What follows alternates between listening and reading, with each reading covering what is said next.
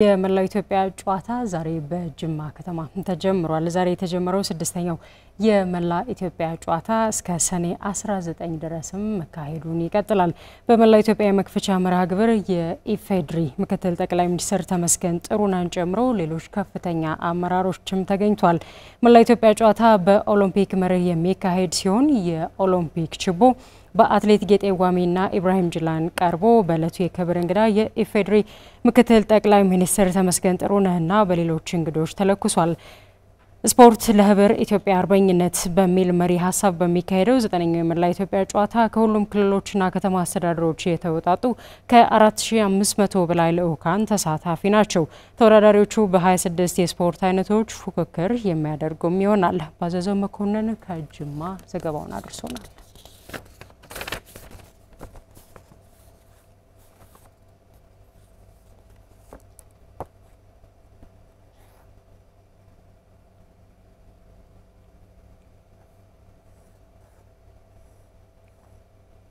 በኢትዮጵያ ፕሪሚየር ሊግ የ35ኛ ሳምንት አካል የሆኑ ጨዋታዎች ትላንትና ተካሂደዋል። ባህር ዳር ከተማ ከሐዋሳ ከተማ የተገናኙበት ጨዋታም ፉክክር ይደረግበታል ተብሎ የተገመተ መርሃ ግብር ነው። ጨዋታው በሐዋሳ ከተማ የ3-0 አሸናፊነትም ተጠናቋል። ሐዋሳ ጨዋታው በተጀመረ በጥቂት ደቂቃዎች ውስጥ በማይክል ኦቱሉ ግብ ቅድሚያውን ወስዷል። ከረፍት መልስ ደግሞ የአሊ ሱሌማን 2 ግቦች ተጨምረው የሐዋሳ ከተማን አሸናፊነት አረጋግጧል። አሊ ሱሌማን በተከታታይ 2 ጨዋታዎች 6 ግቦችን ከመረብም ማሳረፍ ችሏል። የግብ መጠኖቹንም 21 በማድረስ የኮከብ ግብ አስቆጣሪነቱን አጠናክሮ ቀጥሏል። ሐዋሳ ከተማዎች በተከታታይ 4 ጨዋታዎችን በማሸነፍ 4ኛ ደረጃቸውንም አስጠብቀዋል። በአንጻሩ ባለፈው ሳምንት ወደ ድል ተመልሶ የነበረው ባህር ዳር ከተማ እንደገና ተሸንፏል። በመጨረሻው ሳምንት የሊጉ ጨዋታ ላይ ነጥብ ካላሳካም አሁን የያዘውን 3ኛ ደረጃ በሐዋሳ ሊነጠቅ ይችላል። በሌላኛው የትላንትና ጨዋታ ሲዳማ ቡና ከአርባ ምንጭ ከተማ ያለ ግብ ተለያይቷል። ዛሬ የ35ኛ ሳምንት የመጨረሻ ጨዋታ ሲካሄድ ድሬዳዋ ከተማ ከስሁል ሽረ ይገናኛሉ። ድሬዳዋ ከተማዎች ከዚህ ጨዋታ ሙሉ ነጥብ ማግኘት የሚችሉ ከሆነ በሊጉ መቆየታቸውን ያረጋግጣሉ።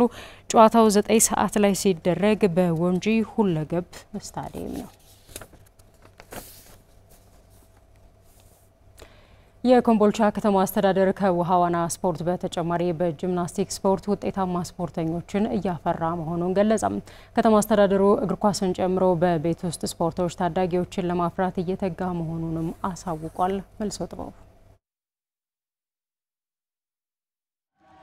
በቅርቡ በተከናወነው 9ኛው የመላው አማራ ጨዋታዎች ውጤታማ ከነበሩ ዞኖችና ከተማ አስተዳደሮች መካከል የኮምቦልቻ ከተማ አስተዳደር ተጠቃሽ ነው። የኮምቦልቻ ከተማ አስተዳደር በአንድ የስፖርት አይነት በተለይም በውሃ ዋና ውጤታማ ሆኗል። ከተማ አስተዳደሩ በጂምናስቲክስ የስፖርት አይነትም ውጤታማ መሆኑን የከተማ አስተዳደሩ ወጣቶችና ስፖርት ጽሕፈት ቤት ኃላፊ አቶ አስቻለው ብርሃኑ ገልጸዋል። በርካታ ሜዳሊያዎችን ያመጣነው ውሃ ዋና ላይ ነው።